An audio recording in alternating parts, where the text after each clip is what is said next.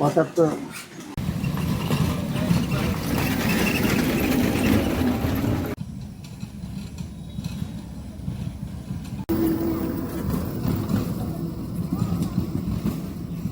দৌড়ে গেছে এখন কিছু করার নাই রাস্তার হাতে এটা ফেলে দিব এটা ফেলে দিব মারিতে বাইরে বলা মারিতে বাইরে আলাদা সাত করলে কি মারি হবে ঠিক আছে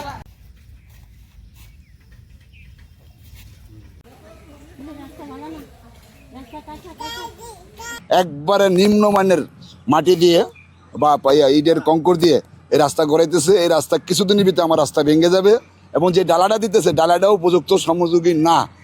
আমরা প্রবাসীরা রিমিটেন্স পাঠাই বাংলাদেশের জন্য, এই রাস্তাঘাট করব, দুদিন পরে ভেঙে যাবে।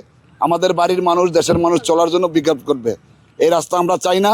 আমি বাংলাদেশ সরকারের কাছে অনুরোধ জানাচ্ছি, এই অতি নিকটবর্তী বাংলাদেশ জেলা প্রশাসক যারা আছেন এটার পদক্ষেপ নেওয়ার জন্য। যে কাজ হইতাছে এই কাজ কোনো কাজের খাতাই পড়ে না। সুস্থ মরে রুগী নিয়ে যাবো কেমনে? সুস্থ মরে যাইতে অসুস্থ হয়ে যায়। এরকম কাজ হলে তো দুনিয়াতে চলে না, কথা বুঝছেন? কাজ একটু কাজের মধ্যে 19-20 হলে চলে, কাজ তো 0-20 হয়ে গেছে। সুস্থ মরে আমরা অসুস্থ হয়ে যাই, আমরা হাড়ের রুগী অনেক সময় আমার কষ্ট হয়ে যায়। আর সিরিয়াস রুগী হলে আমরা কেমনে যাইব? এই রাস্তা মনে করেন ইটের গুঁড়া হুদা পাথর একবারে ডলা দেওয়ার আগে গুঁড়া সুনের মতন গুঁড়া হয়ে আছে, লাল কোনো কণা নাই। এই কদিন রাস্তা টিকবো? যদি করতেছে কাজটা যেরকম আইসে এরকম তো করতেছে না বা এরকম না। আর রাস্তা টিকবো কি দেখেন, আপনি মনে করেন যে 1/2 ইঞ্চি বা আধা ইঞ্চি দেয়, এটা তো মনে করেন বৃষ্টির মতন, বৃষ্টি আইলে ঠিক মতন ধরে বৃষ্টি আইলে রাস্তা খুঁড়ে ফেরে দেবো গা। অনেক স্বপ্ন ছিল আমাদের এই রোডটা অনেক সুন্দর হবে, অনেক লম্বা হবে এবং কি অনেক চওড়া হবে, কিন্তু আলহামদুলিল্লাহ আমরা স্বপ্নই পাইছি। কিন্তু যে টেন্ডারে কাজ নিছে উনি কাজটা ভালো করতেছেন না, কারণ উনি 2 নম্বর ইট, 2 নম্বর বালু, 2 নম্বর সব কিছু লাগাইতেছে। তো এই কাজটা প্রায় 1-1.5 বছর ধরে আজকে এরকমভাবে ফালা রাখছে। যেহেতু এখন মোটামুটি কাজ ধরছে, কিন্তু এখন তারা 2 নম্বর দিয়ে সব কাজ চালাইতেছে। কিন্তু আমরা তো এটা চাই না, আমরা চাই যে ভালো রাস্তা ফিনিশিং হোক, সুন্দর হোক, যাতে রাস্তাটা অনেকদিন টিকসই করে।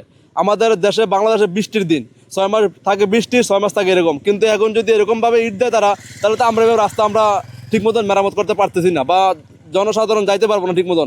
দেখা যায় রাস্তা করবো, আবার 6 মাস পর রাস্তা ভেঙে দেবো গা, আবার কাজ ধরবো, আবার ভেঙে দেবো গা।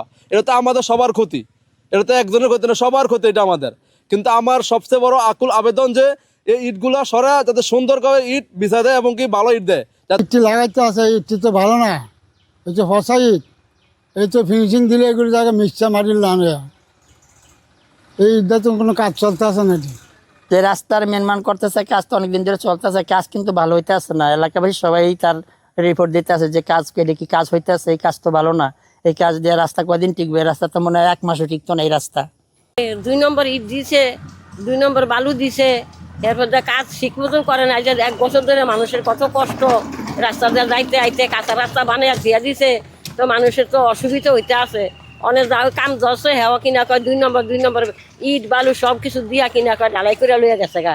তো এই তো 2 দিন পরে তো এগুলো তো সবই তো শেষ হয়ে যাইব গা। তো হেসে আমরা কীভাবে করবো?